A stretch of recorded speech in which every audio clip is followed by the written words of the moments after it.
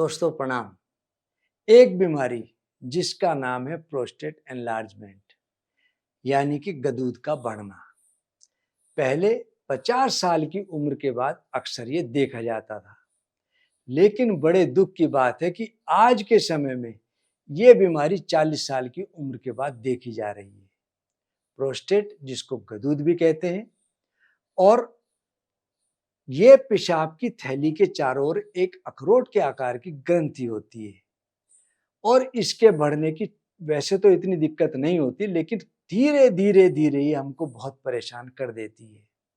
इसके बढ़ने से सबसे पहले बार बार पेशाब की हाजत लगती है। रात्रि में एक बार, दो बार, तीन बार जाने की इच्छा होती है। हमारे पेशाब की धार कमजोर होने लगती है और पेशाब की थैली हमारी पूरी खाली ना होने के कारण पेशाब उसमें रह जाता है, जिसके कारण थैली बार बार भर जाती है। पेशाब जाने की बार बार इच्छा होती है। जो पेशाब रह जाता है उसमें कई बार इन्फेक्शन होने के कारण जलन हो जाती है।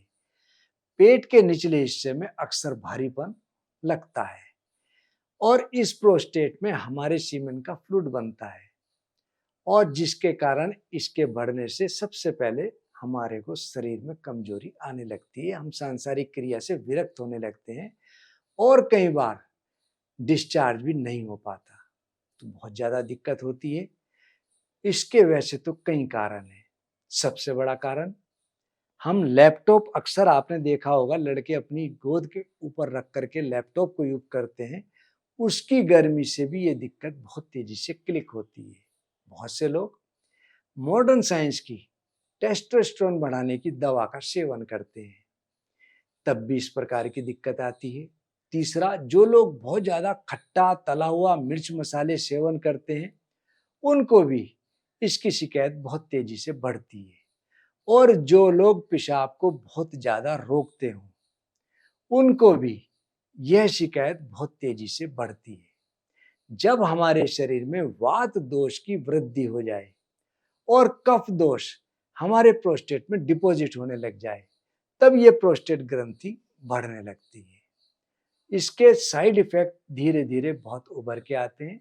सबसे पहले कामइच्छा में कमी और हमारा पेट का भारीपन, दर्द इत्यादि होना।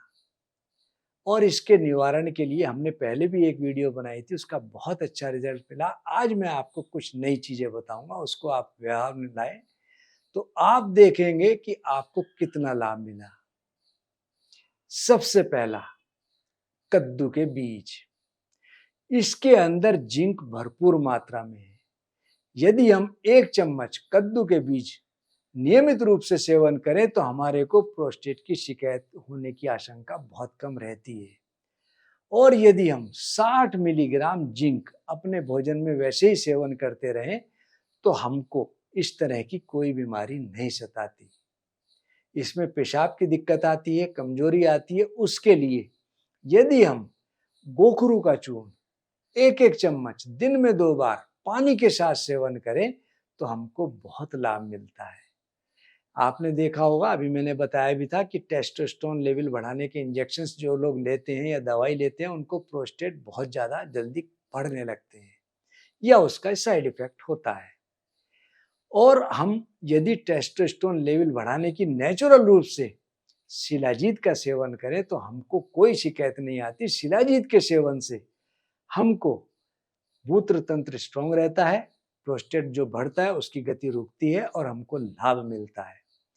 हम अपनी फार्मेसी में 3 दवा, मैं इसको बताता भी हूँ, व्यवहार में भी लाता हूँ और बहुत लोगों को इस दवा से लाभ में मिला। गोखरू का घन। हम गोखरू को लें, उसको कूटें, पानी में खूब उबालें और उबाल कर छान लें। फिर जो हमारे पास पानी बचा, उस पानी को हम हल्की आंच पे वेपोराइज कर लें तो आप देखेंगे कि नीचे जो रबड़ी बचती है उसकी हम गोली बनाते हैं, जिसको कहते हैं गोखरू घन। इसके साथ शिलाजीत से युक्त शिलाजीत वटी। और तीसरा, किसी भी प्रकार के हमारे ग्लैंड, कोई सा भी ग्लैंड बढ़ रहा हो, pituitary gland, pillion gland, thyroid gland या प्रोस्टेट ग्लैंड बढ़ रहा हो, उसको रोकने के लिए तीसरा है कांचनार गुग्गुल। यदि हम नियमित रूप से इन तीनों की 2-2 गोली 2 बार व्यवहार में ले खाते रहें तो आप देखेंगे पेशाब तो खुल के आता ही है और प्रोस्टेट बढ़ने की जो साइड इफेक्ट्स हैं उसमें भी बहुत तेजी से कमी आती है। केला, इस बीमारी की बहुत अच्छी दवा है केला। अक्सर लोग केला खाते हैं और उसके छिलके को फेंक देते हैं। मैं आपसे कहूँगा ऐसी गलती मत करना। आप केले के छिलके छाया में सुखा लें, सुखाकर उसको हांडी में भर लें और भर के गजपुट दे दें, आग में रख दें, तो उसकी राख जो बचेगी वो आपके बड़े काम की है। आप 2 से 3 ग्राम दिन में 2 बार शहद के साथ या पानी के साथ सेवन करते रहेंगे तो जो प्रोस्टेट बढ़ रहा है उसकी गति रुकेगी और प्रोस्टेट के जो साइड इफेक्ट्स हैं उसमें आपको बहुत लाभ मिलेगा। साथ ही साथ आयुर्वेद की 2 बहुत अच्छी दवा है जिनका नाम है अश्वगंधा और शतावरी। दोनों मिलाकर यदि हम नियमित रूप से 1 चम्मच हम दूध के साथ या पानी के साथ सेवन करते रहें तो हमको प्रोस्टेट ग्लैंड में, पुरुष ग्रंथि में जो दिक्कत आ रही है उसमें बहुत लाभ मिलेगा।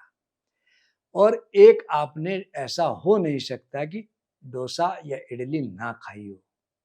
सांभर में एक लंबी सी फली आती है, अक्सर लोग उसको बाहर निकाल के रख देते हैं, जो कि सेंजन की फली होती है और ये हमारे शरीर के लिए जितने भी ऑर्गेनिक सप्लीमेंट है उनकी ये पूर्ति करती है और हमको इसको खाना पसंद नहीं होता, इसको निकाल देते हैं, लेकिन ये हमारे लिए बहुत फायदेमंद है, इसको जरूर खाना चाहिए।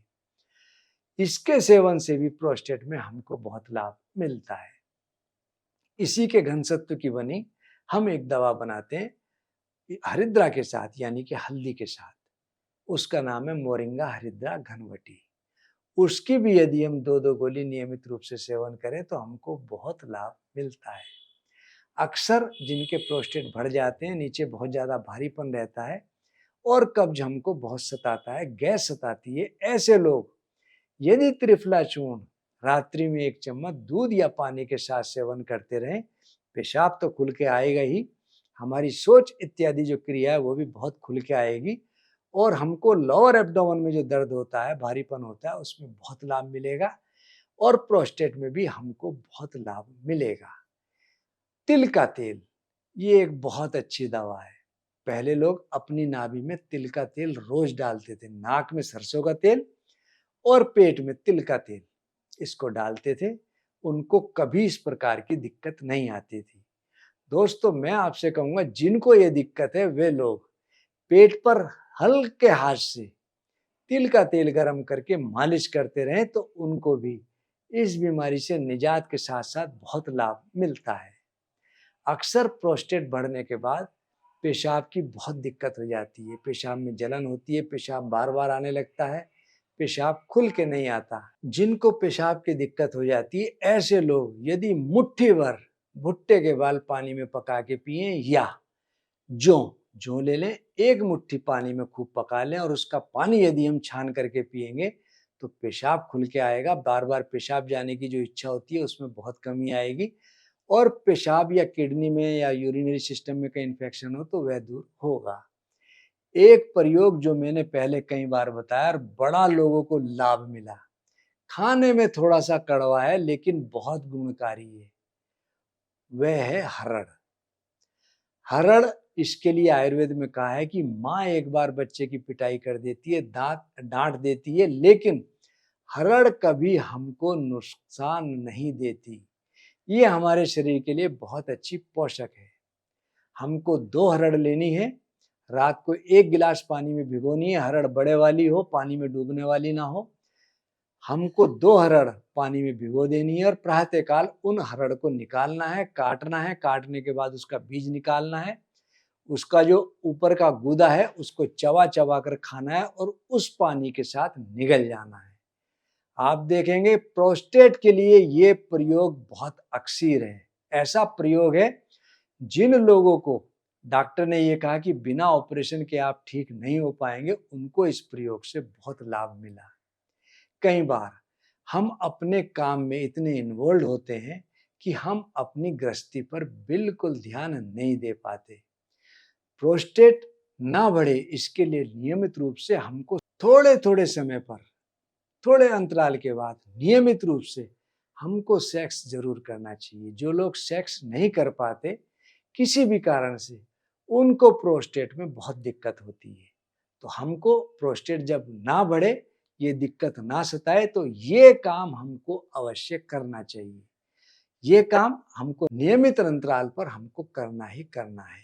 एक छोटा सा प्रयोग आपको और बताता हूं। आप बारी बारी से अपने पेट पर ठंडे पानी की पट्टी 5 मिनट, गर्म पानी की पट्टी 5 मिनट, इस प्रयोग को आधा घंटा करें तो पेशाब खुल के आएगा। जो प्रोस्टेट बढ़ रहे हैं उसमें उनको बहुत लाभ मिलेगा। और साथ ही साथ कुछ चीजें ऐसी हैं जो हम बहुत ध्यान नहीं रखते। बहुत लोग अपनी जीन्स, अपने अंडरवियर बहुत टाइट पहनते हैं। ऐसे लोगों को बहुत टाइट अंडरवियर, बहुत टाइट जीन्स और बहुत टाइट कपड़े से बचना चाहिए। साथ ही साथ खट्टा, तला भुना, मिर्च मसाले, इन चीजों से बहुत बचना चाहिए। दोस्तों, हम आपको नित नई जानकारियां देते हैं, लेकिन मैं आपसे एक रिक्वेस्ट करूंगा। आप हमारी वीडियो तो देख लेते हैं लेकिन उसको सब्सक्राइब नहीं करते। आप उसको सब्सक्राइब जरूर करें और करवाएं, जिससे हमारा उत्साहवर्धन हो। साथ ही साथ दूसरे सोशल मीडिया, आप उनको भी जरूर फॉलो करें। धन्यवाद।